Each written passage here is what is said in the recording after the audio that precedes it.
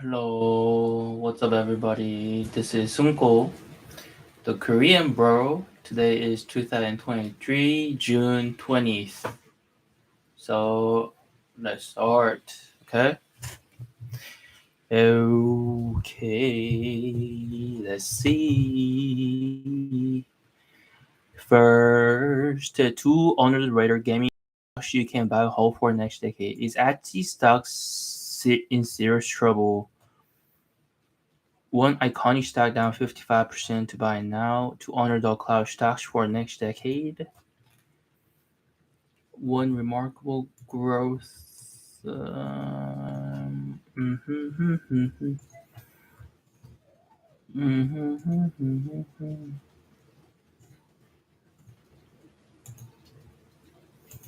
Okay. Two under the radar gaming stocks you can buy and hold for next decade. Nintendo is one of the most well-known brands in gaming, yet the stock trades at modest valuation. Ubisoft stock is trading well off its highs despite a compelling lineup of new titles on the horizon.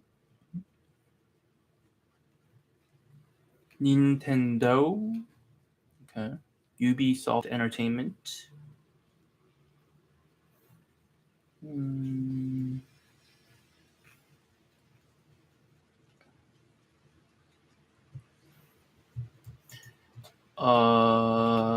Not these ones. So wait, hold on. Let's go over to the next one, okay? Hmm.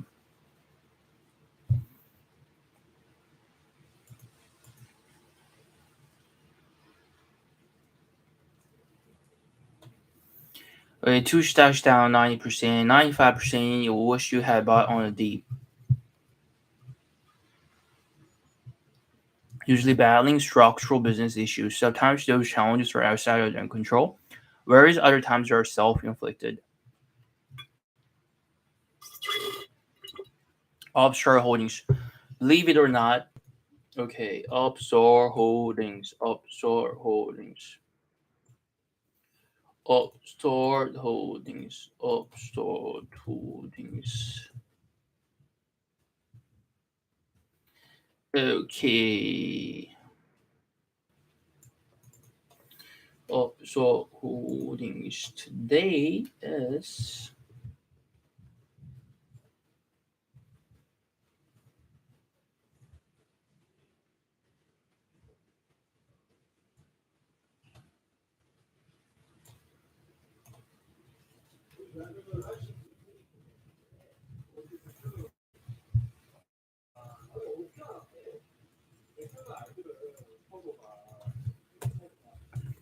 Okay, first, believe it or not, shares of Upstart Holdings are up a whopping 187% in 2023, but the stock fell so sharply over the last 2 years that the game barely made a dent in its overall losses. So it's still down 90% from its all-time high. The tech company uses artificial intelligence to originate loans for banks, credit unions, and car dealerships. Okay, uses artificial intelligence. Okay, that's what I wrote last time. Investors grew concerned when the Federal Reserve embarked last year on the most aggressive campaign to hike interest rates. Hmm.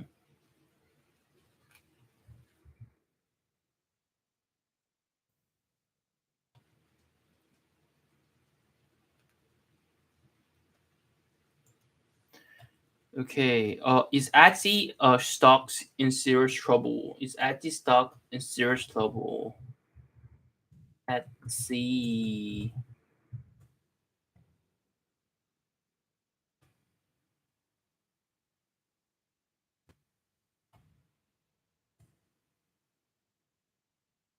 Okay, Etsy's last quarter was another disappointing one as the company still can't reignite growth.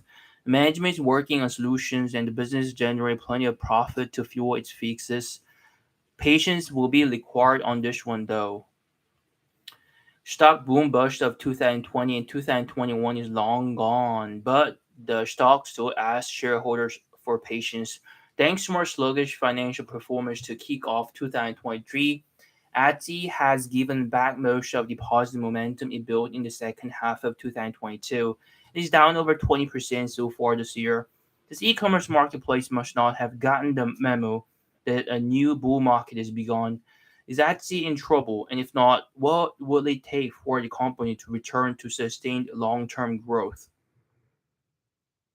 As this era of sluggishness continues, after years of double digit percentage growth for e commerce, the industry has matured.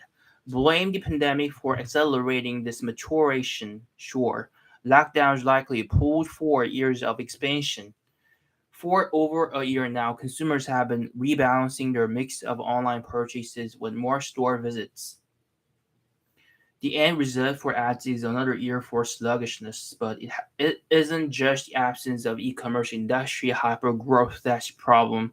Much has also been said about inflation and how that has put a damper on consumer spending, especially for the typically higher priced handmade crafts featured on Etsy's marketplace. Quarter first 2023 gross merchandise sold fell slightly year over year and could swoon again in quarter second. Etsy fee hash again drove revenue growth to sellers implemented last summer. Adjusted EBITDA, Etsy's preferred profit metric, did increase, although the EBITDA profit margin contracted slightly from the previous year. Once again, um,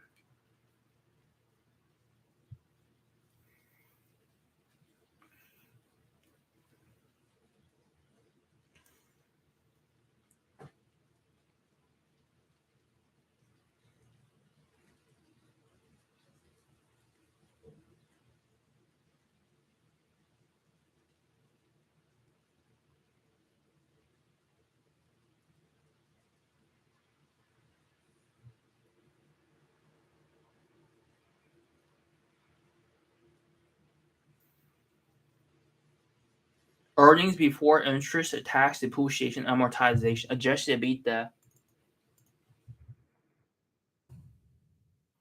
adjusted EBITDA earnings before interest, tax, depreciation, and amortization.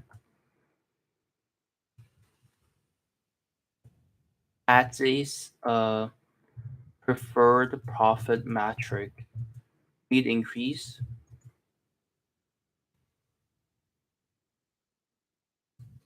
although the EBITDA profit margin contracted slightly from the previous year.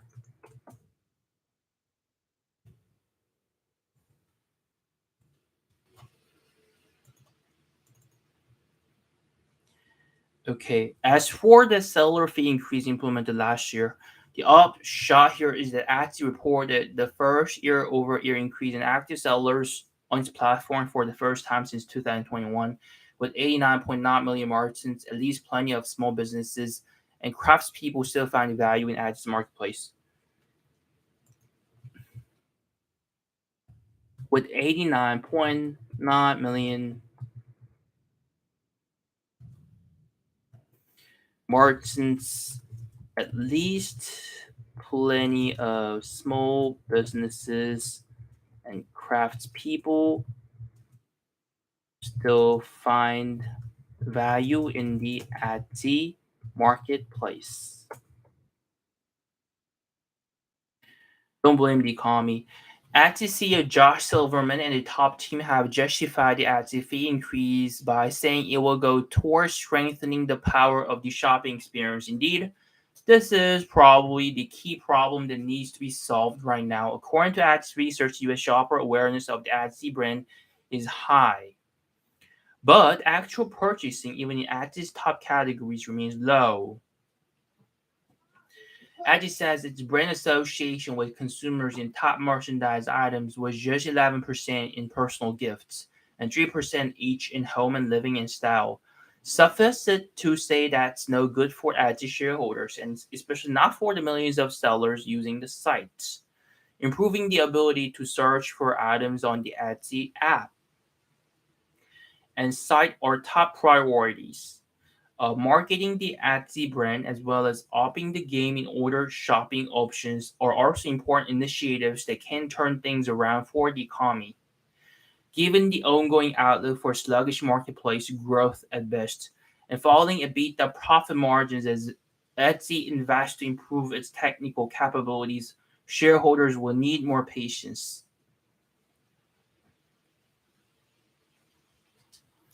I'm not complaining, nor am I going to sell my stake in Etsy, but realistic expectations need to be set. These companies' days of hyper growth are over, and they aren't likely coming back. Time will tell how well current efforts will work to rekindle growth. In the meantime, Etsy stock currently trades for just under 20 times trailing 12-month free cash flow, about as cheap as the valuation has ever been. So Etsy doesn't seem to be in serious trouble, just a period of strategic adjustment. I rank this stock a hold for investors that already have a position.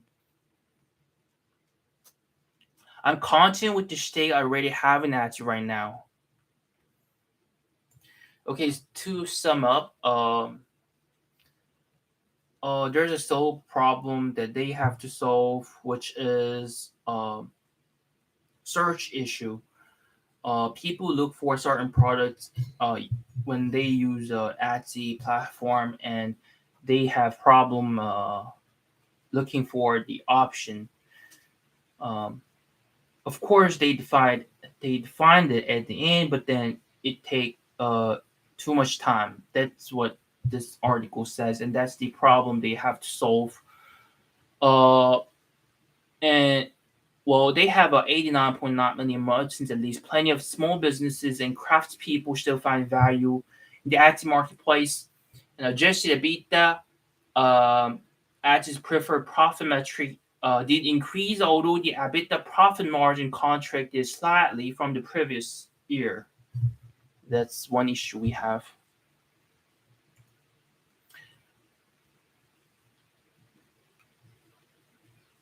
Walt Disney, Oracle.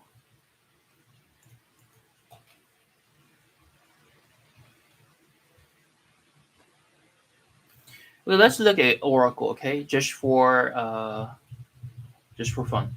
Software giant Oracle has leaned into the AI boom, ensuring that its cloud infrastructure is well suited for the kinds of computationally intense workloads necessary to train and run advanced AI models. Oracle's Gen 2 cloud has quickly become the number one choice for running generative AI workloads, said Chairman Larry Ellison in the company's latest earnings report. This isn't just boasting. Oracle's cloud infrastructure revenue reached $1.4 billion in the fourth quarter of fiscal 2023, which ended May 31st, up a whopping 76% year over year. The company poured $8.7 billion into capital expenditures during the full fiscal year, up from $4.5 billion in the previous year. As it expanded its network of cloud data centers, Oracle expects capital spending to be similar in fiscal 2024. Generative AI customers, which include companies like Microsoft ML, Cohere, Hyperreal, and Latent Space, have signed contracts to purchase more than $2 billion of cloud computing capacity on Oracle's platform. The company has also teamed with Cohere, which allows customers to train and run large language models to launch a generative AI cloud service for enterprise customers. We got Oracle, Alphabet.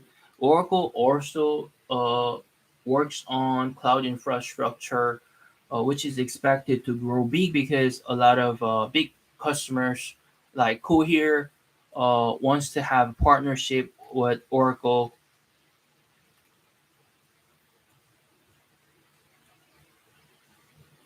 Now we get Roku.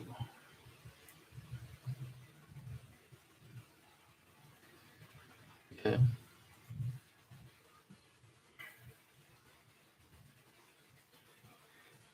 Okay, Roku is the most popular streaming platform. See a windfall in the coming years.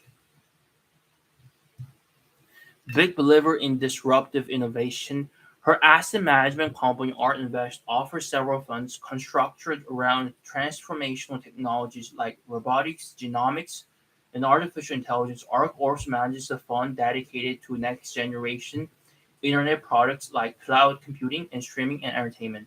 Of course, Netflix introduced streaming content over 15 years ago. So the novelty has worn off for many investors, but ARK still sees tremendous upside.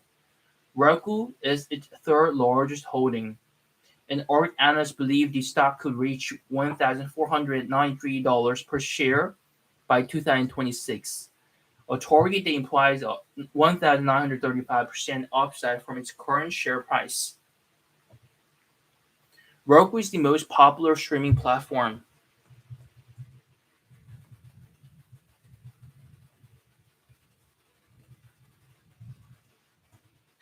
Roku is the most popular streaming platform in the US, Canada, and Mexico as measured by hours streamed.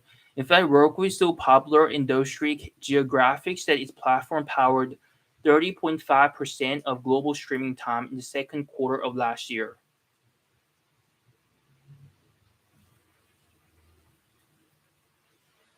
Nearly double the market share held by the next closest competitor, Amazon Fire TV.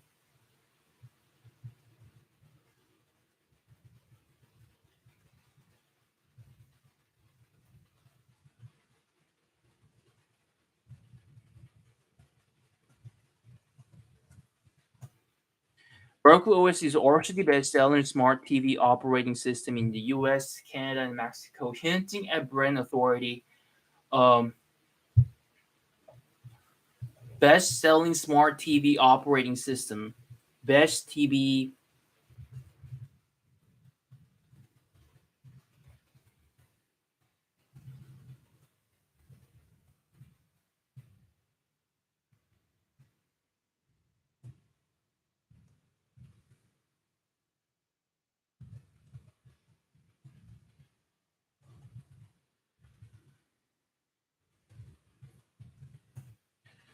Hinting at brand authority. One reason for that success is the unique engineering behind the software, as the only operating system purpose-built for television.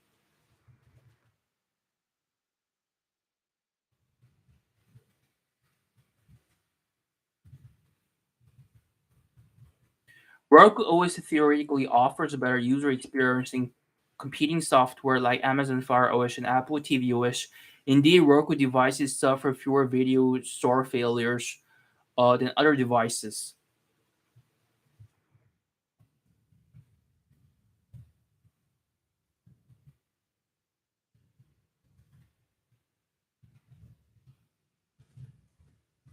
And they are tied for the lowest buffering rate according to Conviva.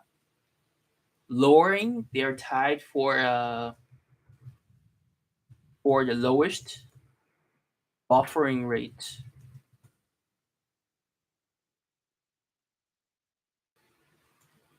So what Roku engage? Ah, Iony.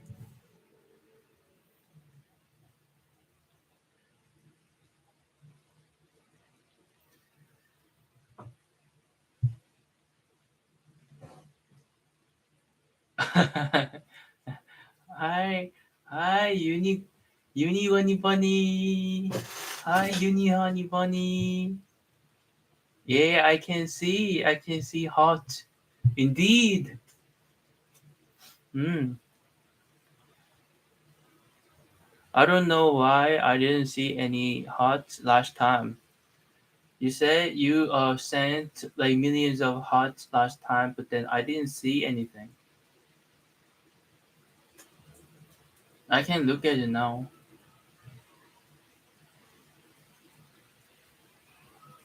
Maybe there was a technical issue or something. No, I can still see it. I can see. Yes, 보여.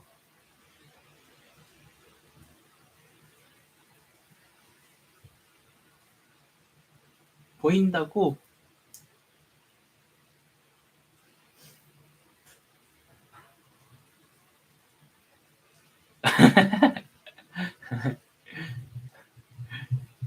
Thanks for coming by.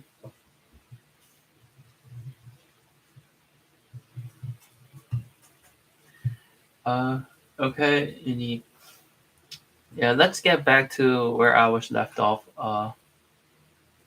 Popo, Popo,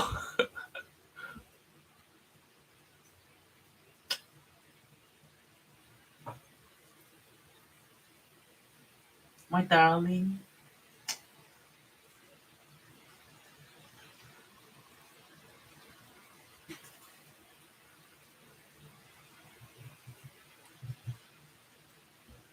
Hmm?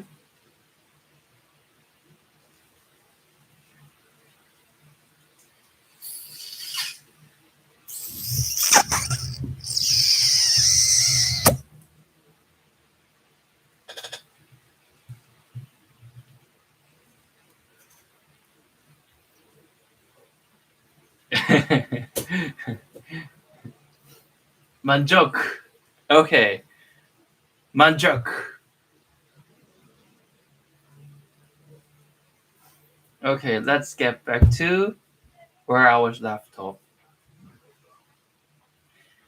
Okay, I was talking about the company named Roku, and it's one of what is it, like Kathy Wood's favorite. And let's see, Art's valuation. Uh, okay,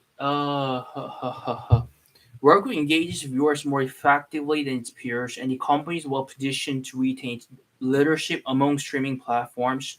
That makes Roku a valuable advertising partner for brands, which puts the company in front of a massive market opportunity. Um, Analysts at BMO Capital Market estimate the connected TV ad spend in the US alone will grow by 17% annually to reach $100 billion by 2030. Okay. So experts estimate that connected TV ad spend in the US alone will grow by 17% annually to reach 100 billion dollars by 2030. And a media analyst believe online video ad revenue will increase by 14%. Online video ad revenue. Connected TV ad spend, online video ad revenue will increase by 14% annually to reach $362 billion worldwide by 2027. Okay. So we got a lot of positive expectation, um, considering the article contents, right? ART's valuation model covers a range of outcomes. Last June, ART Invest published a valuation model for Roku that outlines three possible scenarios. The bull scenario prices the stock at $1,493 per share by 2026. The base scenario prices the stock at $605 per share by 2026. The bear scenario prices the stock at $100 per share by 2026. In the bull scenario, ARK assumes Roku will have 186 million active accounts in 2026, up from 71.6 million last quarter. It implies annualized growth of 29%, an acceleration from 17% growth last quarter. ARK also assumes Roku will generate $32.1 billion in revenue in 2026, up from $3.1 billion over the last year, implying annualized growth of 87%, a material acceleration from annualized growth of 36% over the last 3 years. In the base scenario, uh, so author writes about the fact that uh, Kathy Wood has come up with three scenarios, um, which are something that she expects in the future, in the year 2026. and all those implies that it's gonna go up at least 36% and up to 1,935%, which is something that I think is ridiculous. But let's move on. Investors should temper their expectations. The bull and base scenarios outlined by R seem to be too optimistic. Yes, indeed, that's what I think too. And the bear scenario seems too pessimistic. I believe the truth lies somewhere between the bear and base scenarios.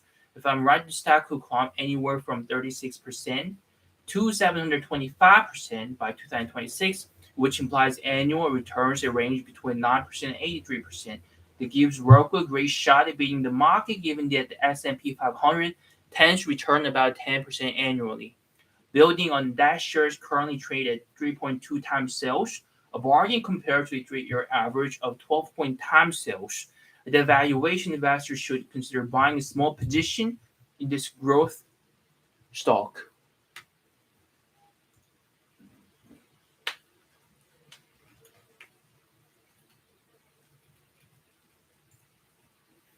Okay.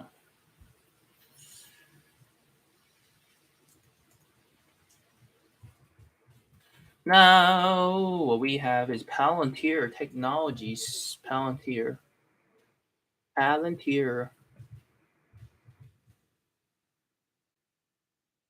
Palantir.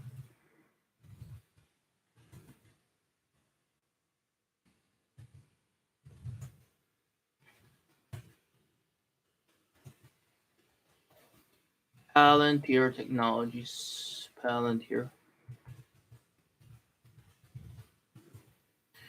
Okay.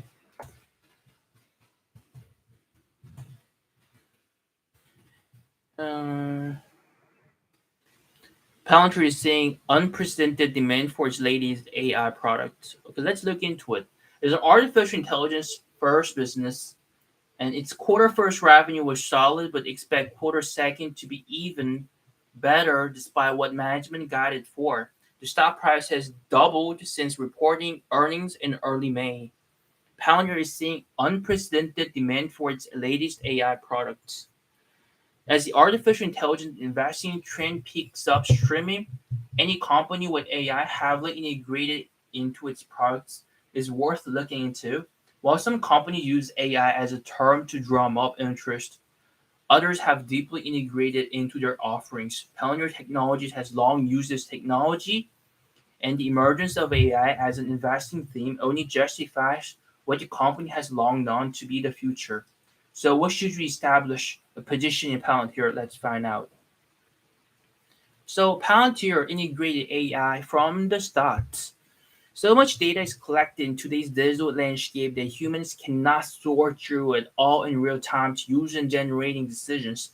A data analytics program like the one Palantir offers can do this sorting better and provide the information needed to make the best decision in a timely and accurate manner. Okay, so a data analytics.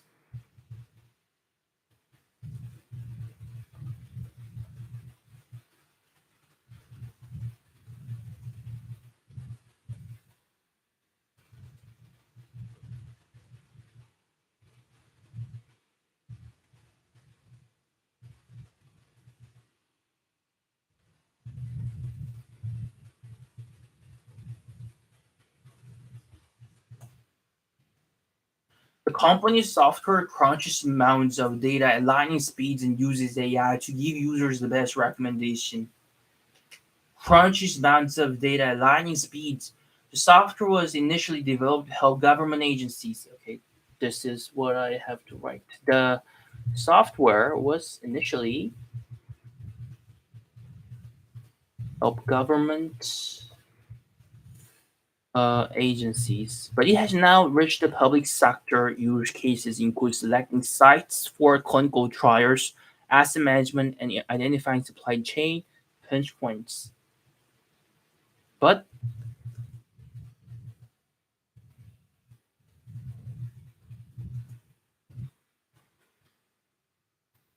okay,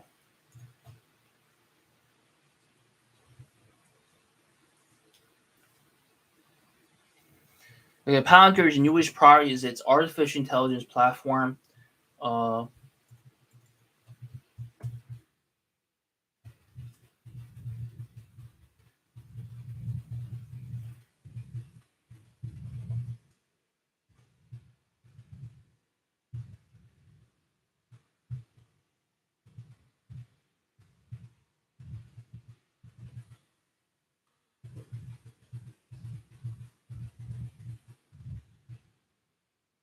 all those users ask the chatbot a question and get an answer. Artificial intelligence platform, a large language model that all those users.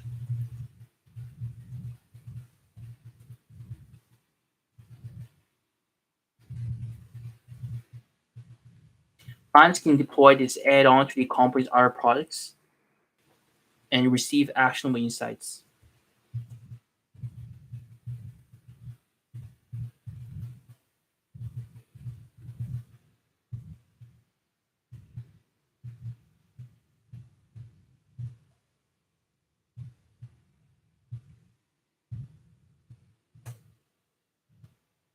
The first quarter conference call, CEO Alex Karp said the demand for its AI surpasses anything else he has seen in 20 years there. So, but AI isn't a new add-on for Palantir. In 2021, before the technology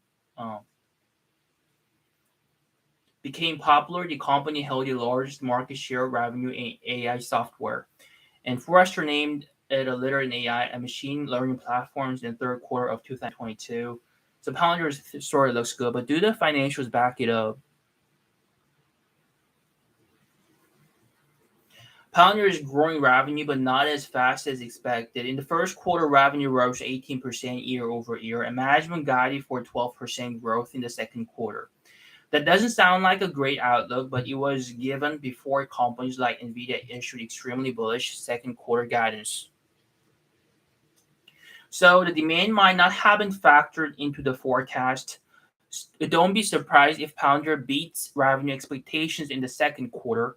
While not massively profitable, Palantir has now posted two consecutive quarters of 0.01 earnings per share using generally accepted accounting principles.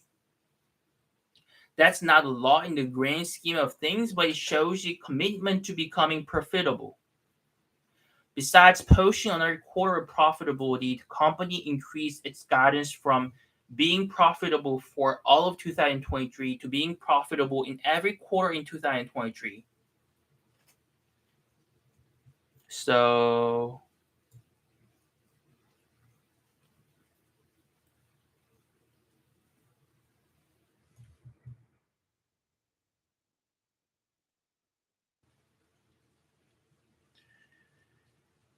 yeah.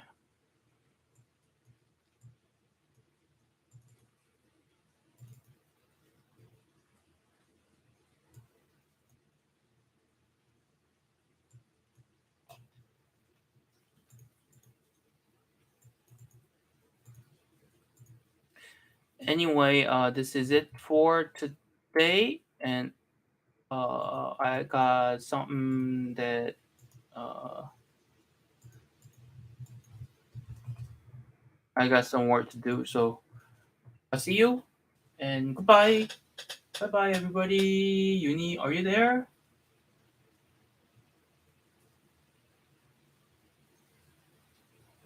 Okay, she's gone.